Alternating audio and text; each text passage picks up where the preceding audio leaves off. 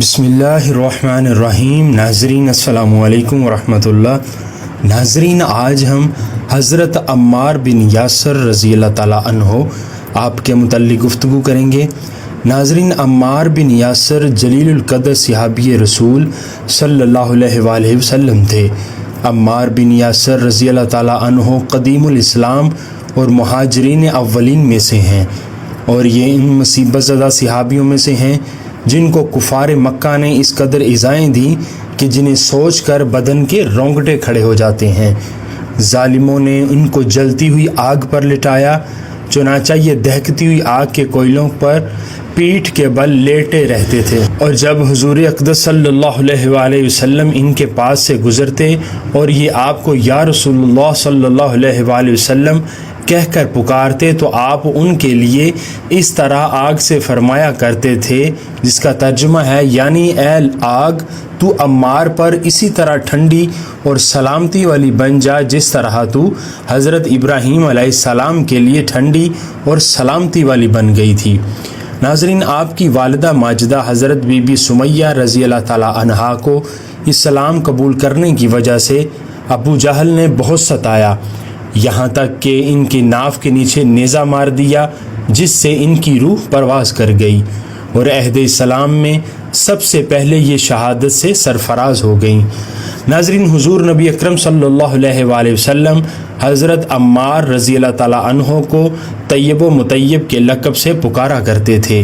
یہ 37 ہجری میں 93 برس کی عمر پا کر جنگ صفین میں حضرت مولا علی شیر خدا کرم اللہ وجہ الکریم کی حمایت میں اور حضرت امیر معاویہ رضی اللہ تعالیٰ عنہ کی فوجوں سے جنگ کرتے ہوئے شہید ہو گئے۔ آپ کی شہادت مولا علی کے دور خلافت میں 37 ہجری میں جنگ صفین میں ہوئی، جس میں آپ علی بن ابی طالب علیہ السلام کی طرف سے لڑے اور معاویہ بن ابو سفیان کی فوج مد مقابل تھی۔ صحابہ کرام کے حوالے سے یہ بات معلوم ہونا بھی مسلمانوں کے لیے ضروری ہے کہ کچھ احادیث اور تاریخی کتابوں کے واقعات میں راویوں پر علماء اسلام کی طرف سے جرح بھی کی گئی ہے، اور بہت سے راویوں کے حالات معلوم نہیں ہیں۔ مسلمان امت صحابہ کرام رضوان اللہ علیہم اجمعین اور اہل بیت اطہار کے بارے میں صحیح عقائد قرآن و سنت اور مستند و صحیح احادیث نبوی سے لیتے ہیں۔ بعض روایات جو کتب احادیث و تاریخ میں اہل بدعت راویوں کی بھی ہیں اور اس لیے قابل اعتبار نہیں، کیونکہ علماء اسماء الرجال نے بدعت سے نسبت رکھنے والی روایات کو مردود و مذموم قرار دیا ہے۔ ناظرین، حضرت عمار بن یاسر رضی اللہ تعالیٰ عنہ کا نام و نسب کچھ اس طرح سے ہے۔ عمار نام، ابو الیقظان کنیت، والد کا نام یاسر اور والدہ کا نام سمیہ تھا۔ پورا سلسلہ نسب یہ ہے: عمار بن یاسر بن عامر بن مالک بن کنانہ بن قیس بن الحسین بن الودیم بن ثعلبہ بن عوف بن حارثہ بن عامر الاکبر بن یام بن انس بن مالک الانسی القحطانی۔ حضرت عمار کے والد حضرت یاسر قحطانی النسل تھے۔ یمن ان کا اصلی وطن تھا۔ اپنے ایک مفقود الخبر بھائی کی تلاش میں دوسرے دو بھائی حارث اور مالک کے ساتھ مکہ پہنچے۔ وہ دونوں واپس لوٹ گئے، لیکن انہوں نے یہیں طرح اقدامت ڈال دی اور بنو مخزوم سے حلیفانہ تعلق پیدا کر کے ابو حذیفہ بن المغیرہ مخزومی کی ایک لونڈی سمیہ نام سے شادی کر لی، جس سے حضرت عمار بن یاسر پیدا ہوئے۔ ابو حذیفہ نے حضرت عمار بن یاسر کو ان کے بچپن ہی میں آزاد کر کے تاحیات دونوں باپ بیٹے کو لطف و محبت سے اپنے ساتھ رکھا۔ ام المومنین ام سلمہ رضی اللہ تعالیٰ عنہا بہت حیادار خاتون تھی۔ ابتدا میں جب آپ صلی اللہ علیہ وآلہ وسلم ان کے مکان پر تشریف لاتے تو ام سلمہ فرط غیرت سے اپنی شیرخوار بیٹی زینب بنت ابی سلمہ کو گود میں بٹھا لیتی۔ آپ یہ دیکھ کر واپس لوٹ جاتے۔ جب عمار بن یاسر کو، جو ام سلمہ کے رضاع بھائی تھے، معلوم ہوا تو بہت ناراض ہوئے اور لڑکی کو چھین لے گئے۔ ناظرین، ابو حذیفہ کی وفات کے بعد ہی اسلام کا غلغلہ بلند ہوا۔ حضرت عمار بن یاسر اور صہیب ابن سنان رضی اللہ تعالیٰ عنہ ایک ساتھ ایمان لائے تھے۔ فرماتے ہیں کہ میں نے صہیب بن سنان رومی کو ارقم بن ابی ارقم رضی اللہ تعالیٰ عنہ کے دروازہ پر دیکھ کر پوچھا، تم کس ارادہ سے آئے ہو؟ بولے، پہلے تم اپنا ارادہ بیان کرو۔ میں نے کہا، محمد صلی اللہ علیہ وآلہ وسلم سے مل کر ان کی کچھ باتیں سننا چاہتا ہوں۔ بولے، میرا بھی یہی مقصد ہے۔ غرض دونوں ایک ساتھ داخل ہوئے اور ساقی اسلام تاجدار کائنات صلی اللہ علیہ وآلہ وسلم کے ایک ہی جام سے دونوں کو نشہ توحید سے مخمور کر دیا۔ عمار بن یاسر کے ساتھ یا کچھ آگے پیچھے ان کے والدین بھی مشرف با اسلام ہوئے۔ صحیح بخاری کی ایک روایت ہے کہ عمار بن یاسر جس وقت ایمان لائے تو انہوں نے حضرت ابو بکر صدیق رضی اللہ تعالیٰ عنہ کے علاوہ صرف 5 غلام اور 2 عورتوں کو نبی کریم صلی اللہ علیہ وآلہ وسلم کے ساتھ دیکھا۔ یہ وہ حضرات تھے جنہوں نے اپنے اسلام کو ظاہر کر دیا تھا، ورنہ صحیح روایت کی بنا پر اس وقت 30 اصحاب سے زیادہ اس دائرہ میں داخل ہو چکے تھے جنہوں نے مشرکین کے خوف سے اعلان نہیں کیا تھا۔ حضرت عمار بن یاسر گو ایک بے یار و مددگار غریب الوطن تھے۔ دنیاوی وجاہت و طاقت بھی حاصل نہ تھی، اور سب سے زیادہ ان کی والدہ حضرت سمیہ سلام اللہ علیہ، حضرت سمیہ رضی اللہ تعالیٰ عنہا اس وقت تک بنی مخزوم کی غلامی سے آزاد نہیں ہوئی تھیں۔ تاہم جوش ایمان نے ایک دن سے زیادہ مخفی ہو کر رہنے نہ دیا۔ مشرکین نے ان کو اور ان کے خاندان کو ناچار و مجبور دیکھ کر سب سے زیادہ مشق ستم بنا لیا۔ طرح طرح کی اذیتیں دیں۔ ٹھیک دوپہر کے وقت تپتی ہوئی ریت میں لٹایا، دہکتے ہوئے انگاروں سے جلایا اور گھنٹوں پانی میں غوطے دیے، لیکن جلوہ توحید نے کچھ ایسا وارکہ کر دیا کہ ان تمام سختیوں کے باوجود ان کو اسلام سے برگزشتہ نہ کر سکے۔ حضرت عمار بن یاسر کی والدہ حضرت سمیہ رضی اللہ تعالیٰ عنہا کو ابو جہل نے نہایت وحشیانہ طریقے پر اپنے نیزہ سے شہید کیا۔ چنانچہ تاریخ اسلام کی یہ پہلی شہادت تھی جو استقلال و استقامت کے ساتھ رائے خدا میں واقع ہوئی۔ ان کے والد حضرت یاسر اور بھائی حضرت عبداللہ بھی اسی گرداب اذیت میں جاں بحق ہوئے۔ ایک دفعہ مشرکین نے حضرت عمار بن یاسر کو دہکتے ہوئے انگاروں پر لٹا دیا۔ حضور نبی اکرم صلی اللہ علیہ وآلہ وسلم اس طرف سے گزرے تو ان کے سر پر دستے مبارک پھیر کر فرمایا، اے آگ، تو ابراہیم علیہ السلام کی طرح عمار پر ٹھنڈی ہو جا۔ اسی طرح جب ان کے گھر کی طرف سے گزرتے اور خاندان یاسر کو مبتلا مصیبت دیکھتے تو فرماتے، اے آل عمار، تمہیں بشارت ہو، جنت تمہاری منتظر ہے۔ ناظرین، ان کی حبشہ کی طرف ہجرت کے متعلق ارباب سیر میں اختلاف ہے۔ بعضوں کا خیال ہے کہ وہ دوسری ہجرت میں شریک تھے۔ مدینہ کی ہجرت کا عام حکم ہوا تو حضرت عمار بن یاسر نے بھی اس سرزمین امن کی راہ لی اور حضرت مبشر بن عبد المنذر رضی اللہ تعالیٰ عنہ کے مہمان ہوئے۔ حضور نبی اکرم صلی اللہ علیہ وآلہ وسلم نے یہاں حضرت حذیفہ بن الیمان انصاری سے بھائی چارہ کرا دیا اور مستقل سکونت کے لیے ایک قطعہ زمین مرحمت فرمائی۔ مدینہ کی ہجرت کے 6-7 مہینوں کے بعد مسجد نبوی صلی اللہ علیہ وآلہ وسلم کی بنیاد ڈالی گئی۔ سرور کائنات صلی اللہ علیہ وآلہ وسلم نے صحابہ کرام کو جوش دلانے کے لیے خود کام میں حصہ لیا۔ حضرت عمار اینٹ گارا لا کر دیتے تھے اور زبان پر رجز جاری رہتا تھا، ہم مسلمان ہیں، ہم مسجد بناتے ہیں۔ ناظرین، حضرت ابو سعید فرماتے ہیں کہ ہم لوگ ایک ایک اینٹ اٹھاتے تھے اور عمار بن یاسر رضی اللہ تعالیٰ عنہ 2 اینٹ اٹھاتے تھے۔ ایک دفعہ حضور صلی اللہ علیہ وآلہ وسلم کی طرف سے گزرے تو آپ نے نہایت شفقت کے ساتھ ان کے سر سے غبار صاف کر کے فرمایا، افسوس عمار، تمہیں باغی گروہ قتل کرے گا۔ ایک دفعہ کسی نے ان کے سر پر اس قدر بوجھ لاد دیا کہ لوگ چلا اٹھے، آج عمار بن یاسر مر جائیں گے، آج عمار بن یاسر مر جائیں گے۔ وہ اس سے پہلے بھی تکلیف کی شکایت کر چکے تھے۔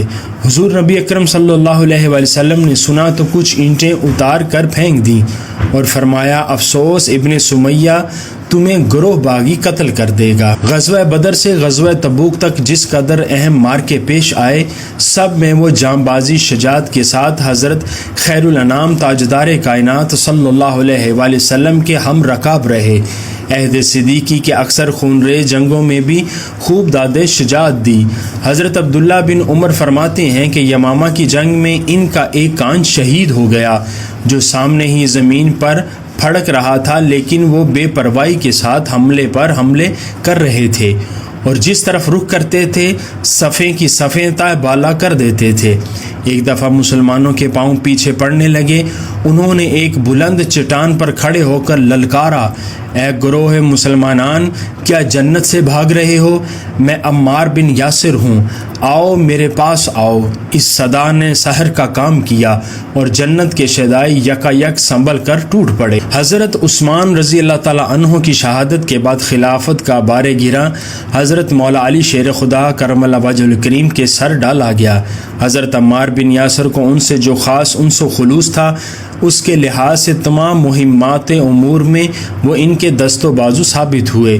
حضرت عائشہ رضی اللہ تعالیٰ عنہا، حضرت زبیر رضی اللہ تعالیٰ عنہ اور حضرت طلحہ رضی اللہ تعالیٰ عنہ وغیرہ نے جب شہید خلیفہ کے قصاص کا مطالبہ کر کے جنگی تیاریوں کے لیے بصرہ کا رخ کیا تو خلیفہ چہارم کے حکم سے وہ حضرت امام حسن رضی اللہ تعالیٰ عنہ کے ساتھ کوفہ کی طرف روانہ ہوئے کہ اہل کوفہ کو خلافت کے تحفظ و حمایت پر آمادہ کریں۔ حضرت عمار بن یاسر کوفہ پہنچے تو حضرت ابو موسیٰ اشعری جامع مسجد میں ایک مجمع کے سامنے غیر جانبداری کا واضح بیان فرما رہے تھے۔ حضرت امام حسن رضی اللہ تعالیٰ عنہ نے ان سے فرمایا، تم ابھی ہماری مسجد سے نکل جاؤ، اور ممبر پر کھڑے ہو کر ایک نہایت پرجوش تقریر کی۔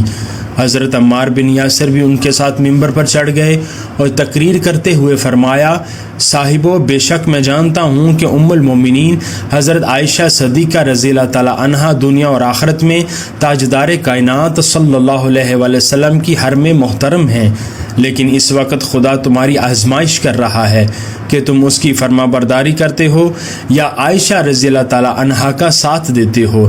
حجر بن عدی نے حضرت عمار کی تائید کی اور دوسرے روز صبح کے وقت تقریباً 9,500 جانباز سپاہیوں کی ایک فوج گراں حضرت عمار کے ساتھ ہو گئی۔ حضرت علی بن ابی طالب رضی اللہ تعالیٰ عنہ کی خالص مذہبی سلطنت کو زمانہ برداشت نہ کر سکا۔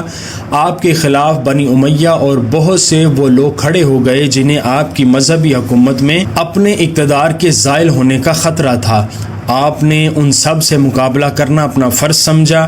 جمل، صفین اور نہروان کی خون ریزی لڑائی ہوئی۔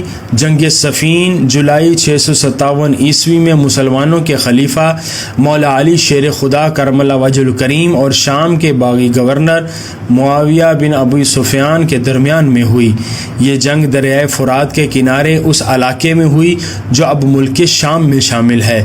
اس جنگ میں شامی فوج کے 45,000 اور خلیفہ کی فوج کے 25,000 افراد مارے گئے، جن میں سے بیشتر اصحاب رسول تھے۔ اس جنگ کی پیشنگوئی تاجدار کائنات صلی اللہ علیہ وآلہ وسلم نے کی تھی۔ حضرت عمار بن یاسر رعد کی طرح گرجتے ہوئے جس طرف گھس جاتے تھے، صفیں کی صفیں دھرم بھرم کر دیتے تھے۔ ایک دفعہ اثناء جنگ میں حضرت امیر معاویہ رضی اللہ تعالیٰ عنہ کے علم بردار حضرت عمرو بن العاص پر نظر پڑی تو بولے، میں اسی علم بردار سے 3 دفعہ رسول خدا صلی اللہ علیہ وآلہ وسلم کی معیت میں لڑ چکا ہوں، اب یہ 4تھی مرتبہ ہے۔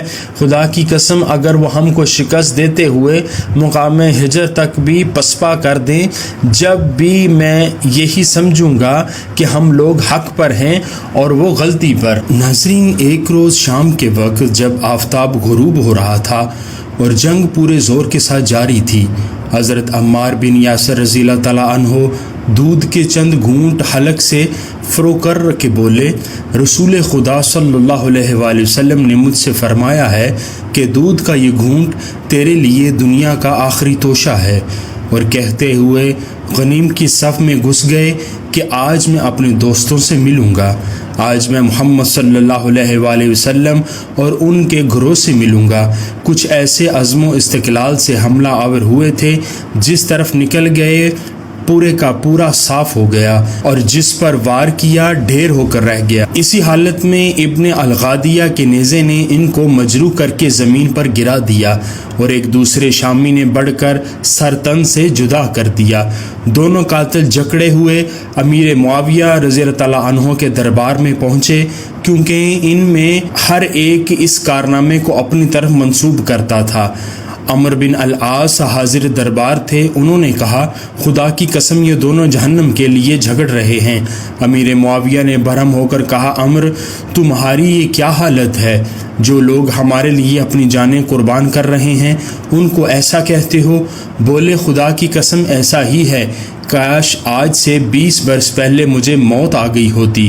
حضرت عمرو بن العاص کو حضرت عمار بن یاسر کی شہادت سے سخت پریشانی لاحق ہوئی اور اس جنگ سے کنارہ کش ہونے کے لیے تیار ہو گئے، لیکن حضرت امیر معاویہ نے یہ کہہ کر تسلی دی کہ عمار کے قاتل ہم نہیں ہیں بلکہ وہ جماعت ہے جو ان کو میدان جنگ میں لائی۔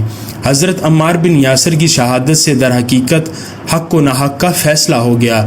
حضرت خزیمہ بن ثابت جنگ جمل اور مارکہ صفین میں شریک تھے، لیکن اس وقت تک کسی طرف سے اپنی تلوار بے نیام نہیں کی تھی۔ حضرت عمار بن یاسر کی شہادت نے ثابت کر دیا کہ انہیں حیدر کرار کا ساتھ دینا چاہیے۔ چنانچہ اس کے بعد تلوار کھینچ کر شامی فوج پر ٹوٹ پڑے اور شدید کشت و خون کے بعد شہادت حاصل کی۔ آپ کی شہادت جنگ صفین میں ہوئی، جس میں آپ علی بن ابی طالب کی طرف سے شریک تھے۔ یہ 9 صفر 37 ہجری تھی اور ان کی عمر اس وقت 93 برس تھی۔